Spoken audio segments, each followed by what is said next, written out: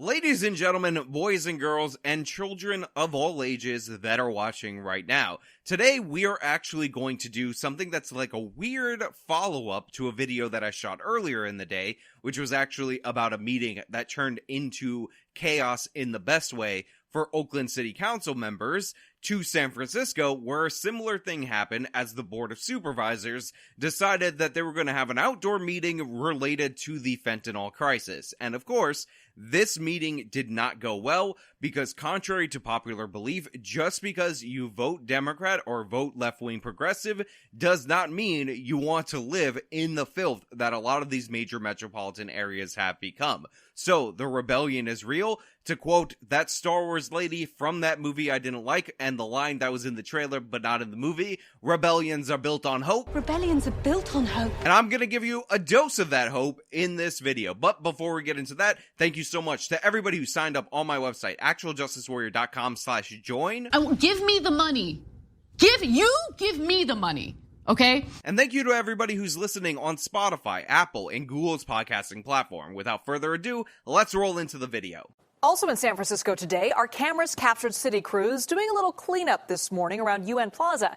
It was all to get ready for a special outdoor hearing to address the city's drug crisis. So I'm a huge fan of local news. 1, because they're goofy. 2, because they're entertaining. 3, because they have poorly produced graphics. But 4, and this probably is the most important reason, they tend to get it when it comes to stories like this. So these local news guys ended up hearing about how they were going to do this meeting outdoors at UN Plaza. And what do? They show up early in the morning to capture the cleanup, because to even have this meeting outdoors, the actual Board of Supervisors cannot face the filth that they've allowed San Francisco to endure, so they send out people in order to clean this up. And by the way, this few seconds of B-roll is so telling about the state of San Francisco that we're going to have to analyze it like it's the Zapruder film. And I first thought when I watched this that this was normal yellow vest city workers. I see them all the time. However, what you can actually notice is that they're basically wearing hazmat suits. Now, when you see people who work for the city wearing hazmat suits to do any job in any area, you would think, oh my god, there is hazardous biological and or chemical and or radioactive material there, but I assure you, this is not a biological weapons attack, this is not a disease outbreak, this ain't a radiological attack, this is just how you have to dress if you actually want to clean up the absolute filth that is on the streets of the city of San Francisco. So to me, anything beyond at this meeting is irrelevant, because if this is what it takes to clean up your city streets, to clean up your sidewalks, you have failed as elected officials and you need to be removed from office. You have failed as a mayor. You failed as a city council member, board of supervisors member, whatever the hell they call them out in California. This is on you. This is an embarrassment. This is what I would be campaigning on, this image, because they don't clean up the streets at all for the politicians, but they let it get so bad that you need hazmat suits in order to operate it. I've seen hospital workers that are cutting in to living people less covered up than these random city workers that are essentially custodians of the area cleaning up the city streets of San Francisco. Also in San Francisco today, our cameras captured city crews doing a little cleanup this morning around UN Plaza. Also, I'm not going to say anything, absolutely anything, about the appearance of this local newswoman, because some of you just drink up that haterade and look for reasons to complain about my videos, but what I will say is I love this woman's sarcasm. Just listen to the way she said, saw some cleanup crews. Also in San Francisco today, our cameras captured city crews doing a little cleanup this morning around UN Plaza. It was all to get ready for a special outdoor hearing to address the city's drug crisis. But things did not go exactly as planned. The Board of Supervisors meeting barely got started when the mayor was shouted down and the outdoor session had to be scrapped. Our Wilson Walker has more on what happened here. Wilson? Liz, I'm not sure Las Vegas had an over-under on how long this event was going to last. Some people wondered if it would get started at all, so it achieved that. I looked at my watch when they shut things down, and it was 2:14, so it didn't quite go 15 minutes. Maybe if you're cynical, you thought this thing wasn't going to get anywhere at all, but I can tell you there were people who showed up today hoping to hear a conversation. So I love this local news reporter. He's like, listen, I had my money on this not happening at all. I had my money on they weren't going to do this because politicians were too cowardly. However, they did it for about 15 minutes, but make no mistake, I set my watch and they didn't quite make it 15 minutes. Now, I also like this guy because his name is Wilson Walker, an alliterated name and a reporter. You know what that means. This guy is one bad day away from being a vigilante, the hero that San Francisco needs, and he's going to beat down the criminals himself, bring them to justice, even if the corrupt mayor won't allow them. So Wilson Walker, I'm sorry I outed your secret identity. I look forward to you being a Cape Crusader in the city of San Francisco, and when you are eventually arrested, listen, I got your back. I'm gonna start a give, send, go in order to raise money to get you out of jail because honestly, you aren't in the wrong, the society's in the wrong, and you just had to take them down yourself. You know what I mean? I live right across the street, by the way, so I see a lot of this. That my front yard is this. My backyard is this. A lot of people were wondering what was going to happen, but no one has a bigger stake in this neighborhood's future than those who live here. Also, and I swear I'm not gonna stop this video for all my stupid points, but I will stop this video for each and every one of my stupid points. I thought this guy's mask was a beard. I thought he was trying to be Black Abraham Lincoln, and I have nothing further to say other than that mask looked like his beard, and when you think it's a beard, he kind of looks like Black Abraham Lincoln. And Dino was among those who came out early, hoping to hear what the mayor had to say. You know, they should be held accountable. You know, accountability needs to step in, and they need to find some way to stop the drugs being used on the street.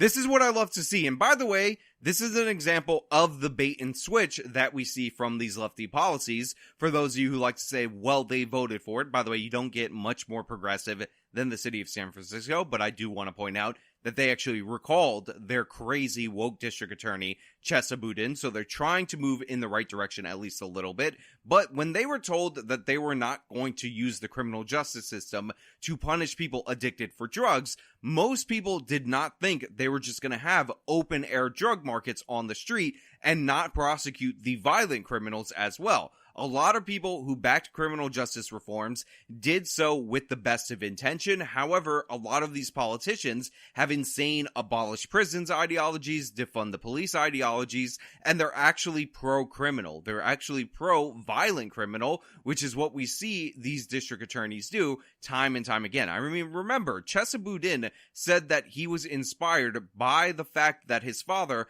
got a completely unnecessary and harsh sentence along with his mother for their involvement in the Brinks robbery. This was a robbery where Boudin's father was pulled over by the police, who put his hands up, feigned a surrender, convinced the police to lower their weapons, and then 6 men armed with automatic weapons, not semi-automatic weapons, automatic weapons, burst out of the truck and started firing upon the officers. And when one officer was hit, Officer Brown, and he was on the ground, another one walked up to him with a 9mm handgun and executed him on the spot. Now, that was one of 2 officers that were killed in this robbery because Chesa Boudin's father got them to lower their guard while these people came out and attacked them. And by the way, these were members of like the Black Liberation Front or whatever that stupid left-wing organization was called back in the day, and Chesa Boudin and his father have connections, and the mother, by the way, to the Weather Underground group. This is why Boudin was actually raised by Bill Ayers, the head of the Weather Underground group,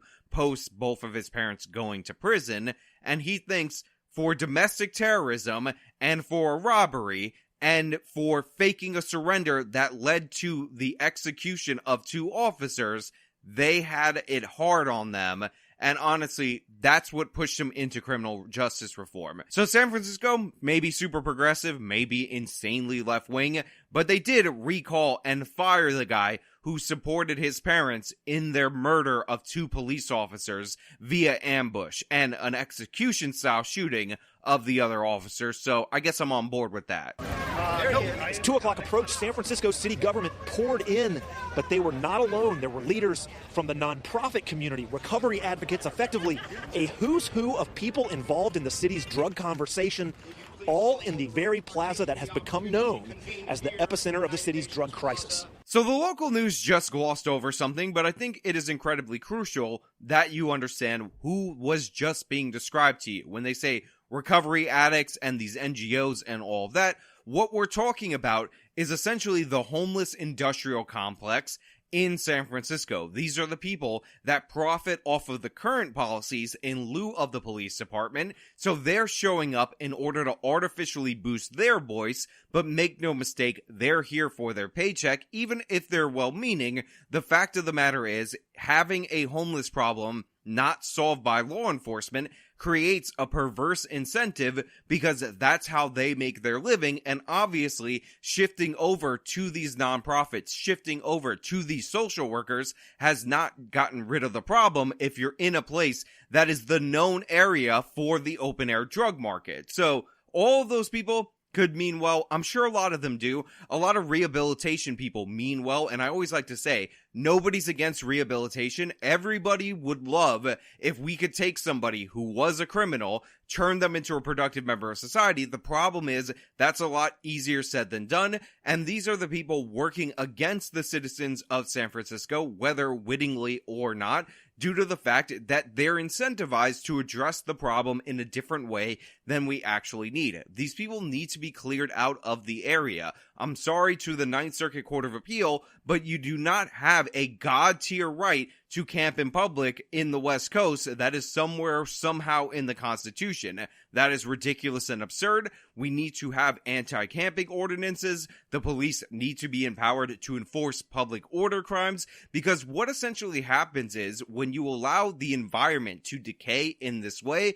that invites criminality. If you create areas or zones that look to the average person like nobody's watching it, nobody's protecting it, nobody cares about it, then that's going to invite all this different illicit activity, and that's what the San Francisco politicians need to actually address. A spot that has long been challenged, and I hope that today's dialogue focuses some urgency around the crisis on our streets. So I also want to say one of the things I'm absolutely tired of, and by the way, if you're left wing and you happen to stumble across this video, this is probably the most important message, is this thing about saying how we need to have dialogues or conversations about everything.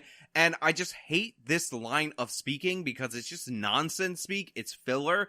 Everything doesn't need to be labeled this exchange of equally participating partners. What this should be is the residents of San Francisco telling the politicians what they need to do and giving them their list of grievances. This whole idea that it's a dialogue, an equal exchange, and we're partners in this belies the fact that these people are acting like the kings of these areas, and they don't care about the people that they're actually dealing with. They just care about pushing whatever their ideological agenda is and getting reelected via these various groups that act like they're the solution to the problem, which, by the way, would be cleared up if you empowered law enforcement in order to do it.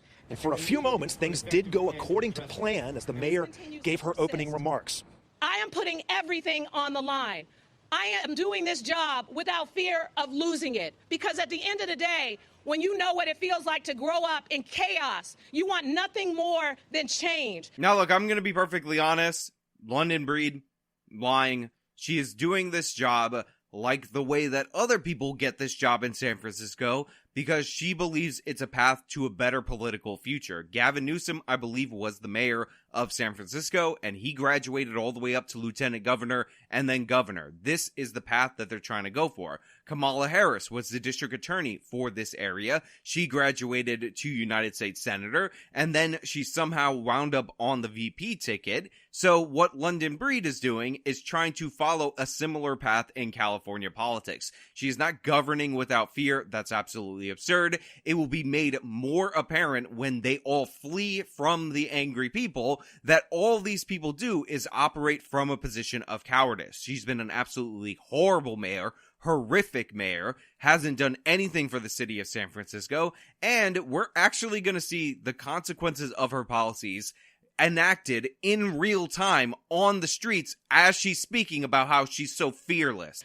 As she spoke about the crisis, it continued right in the midst of the event as public health workers assisted a man in distress right beside the crowd. Yeah, that's right. When London Breed was giving her speech about how awesome she is and how she governs without fear and she's not concerned about losing her job, she's just the greatest person ever. She's like a humanitarian. She honestly should be your hero. Somebody, due to her humanitarian work of allowing open-air drug markets, OD'd.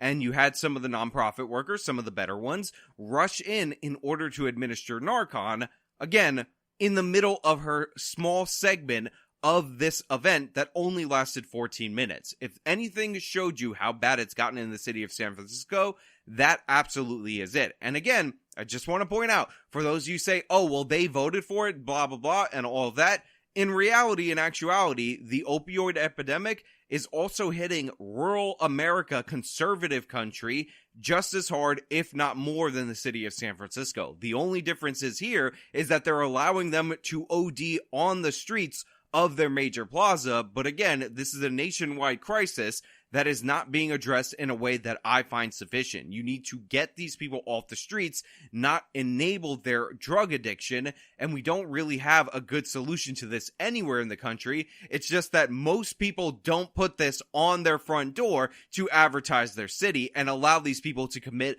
a bunch of other ancillary crimes in order to feed their drug habit, up until the point where they OD right here in UN Plaza, San Francisco. And then there was the crowd, which eventually became disruptive. So my question to the mayor is, will you now, as we do in any major emergency... Yeah, let's put more people in jail. All right, let me ask my question. You will have an opportunity for public comment.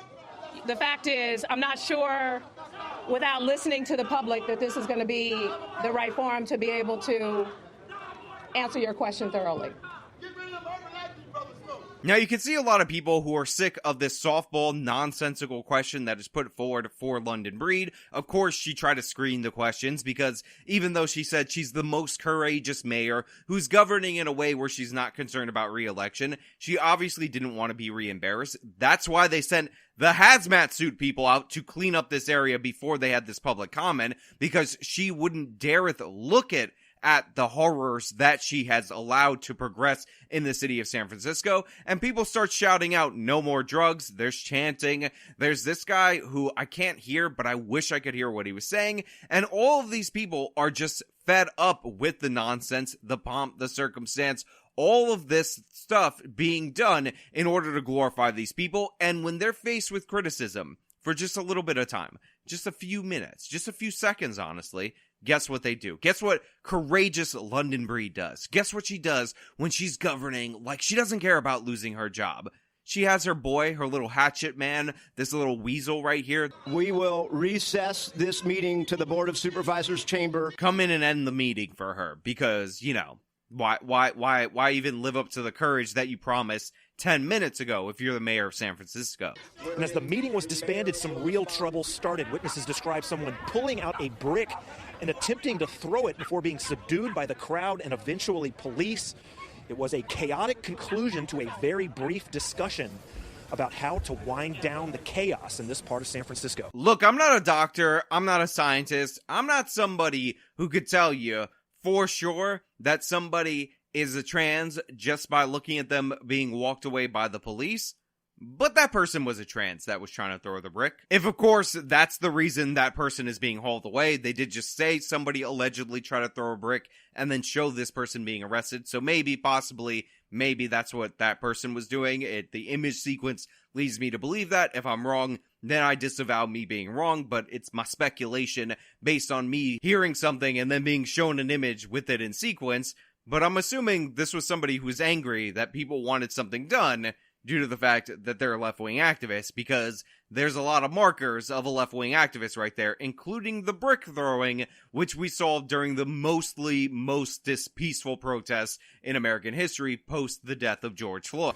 I'm very disappointed because, you know, she came out here, people waited patiently. You have those that's going to be a butthole, you know, that's going to interfere, but most of us, we wanted to hear and couldn't even hear it, and a lot of waste of time. Now look, the man on the street said it quite clearly. A lot of people came out to make their voices heard, to get some kind of response from their government officials, and it was an absolute waste of time, especially when you cut the meeting short so early. Now, that being said, considering London Breed wanted this to be a big political event for her, because all she cares about, contrary to what she said, is being reelected and her own personal political future, it wouldn't have been that productive anyway, because they're not proposing any actual solutions. Now, throughout the course of this video, I've actually proposed a number of solutions. First and foremost, Wilson Walker, suit up, put on your costume, get your equipment, finance your attack, you're a reporter, maybe you're a Kryptonian, and start clearing out the muck of the city. I believe in you, brother. You definitely can do it. You have an alliterated name, and you work for a media outlet.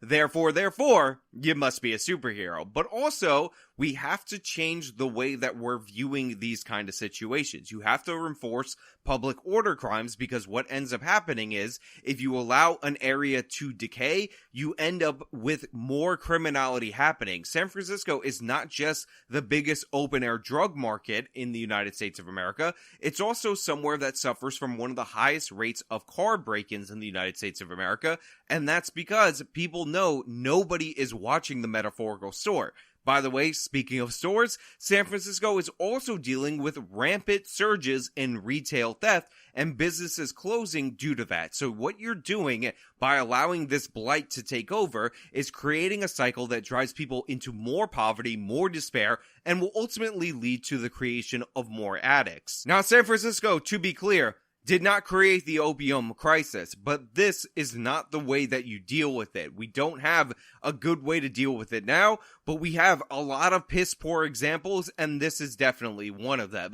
If you're going to have places where addicts can go in order to use drugs, those need to be injection sites like in Portugal, where people can be offered help, but that is the only place. And if you do it outside in the open air, you should be arrested and redirected to over there. We understand that a lot of people got addicted due to the fact that pain pills were just pushed out everywhere and we're all dealing with the consequences, but we cannot have these people out in the public in open air drug markets committing additional crimes and all of that. You're letting addiction, mental health, and criminality combine to destroy your city, and that's not what we should be doing. That's not what anybody should be doing. And I'm very proud of the residents of San Francisco for not only getting rid of Chesa Boudin, but for also standing up to their mayor, because like I said before, and I'll say it again, a lot of these people were bait and switch. They thought they were going to be nicer to addicts who were sick people, but still enforce the major crimes. And when they see the actions of their political officials,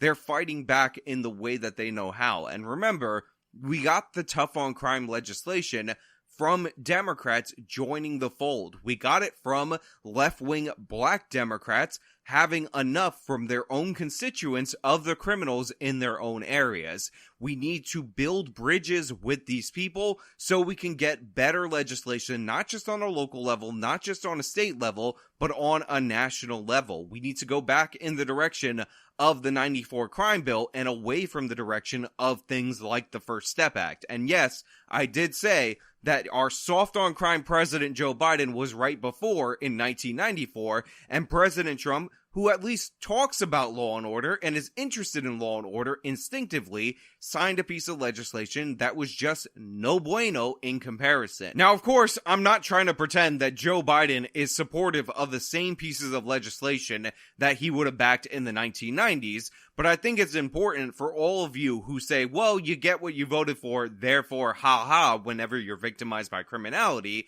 that I want to support the tough on crime Republicans as they campaign, not the Republicans as they voted for that First Step Act. And it wasn't just President Trump, it was a lot of them. Believe me, it's a big problem, and the incentives that it creates for local governments are harmful for all of us in this country. But hey, those are just my thoughts. Maybe I'm reaching a little bit too hard for hope from these left-wing cities, but let me know your thoughts down in the comments below. If you like the video, show them by leaving a like. You can subscribe for more content. You can follow me on all my social medias. Support me via the support links in the description of this video. This has been me talking about the absolute madness that happened when London Breed actually had to face the consequences of her own policies. Till next time.